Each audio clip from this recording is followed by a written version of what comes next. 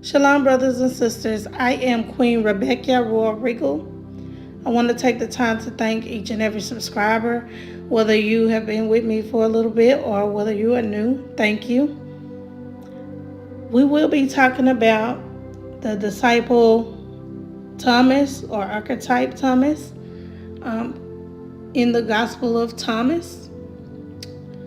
Thomas calls us to look within, or introspect. And to introspect means to examine one's own thoughts or feelings. Father is calling us to know who we are and what triggers us. And the way we do that is to start being aware of what we think and our responses to what we think and our thoughts and feelings. And so the way you do that is in 2 Corinthians 10. And I'm going to flip to my Bible here. I'm using the King James Version. And this 10:4, it says, "For the weapons of our warfare are not carnal, but mighty through God to the pulling down of the strongholds, casting down every imagination and every high thing that exalts itself against the knowledge of God, and bringing into captivity every thought to the obedience of Christ." So we must take our thoughts captive in order to introspect, to look inside. And if you don't know, the kingdom of God is within us. And that's in Luke 17, 20 through 21. And it reads, 20 reads, "And when he was demanded of the Pharisees when the kingdom of God should come, he answered them and said, The kingdom of God cometh not with observation, neither shall they say, Lo here, or lo there, for behold, the kingdom of God is within." But also in the Gospel of Thomas, number 3, it reads, Jesus said, "If those who lead you say, See, the kingdom is in the sky, then the birds of the sky will precede you. If they say to you, It is in the sea, then the fish will precede you. Rather, the kingdom is inside of you, and it is outside of you. When you come to know yourselves, then you become known. And when you will realize that it is you who are the sons of the living Father. But if you will not know yourselves, you dwell in poverty, and it is you who are that poverty." So, to me, with reading both of those scriptures, my understanding is that the kingdom is inside.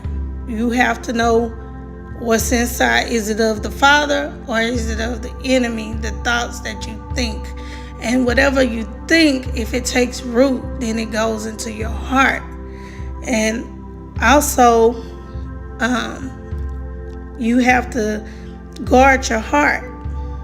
So in Proverbs 4:23, it reads, "Keep thy heart with all diligence, for out of it are the issues of life." So, but our thoughts is what take root and brings out our heart posture. So they work together. But we have to flesh out these enemies. We have to take our issues to God in prayer.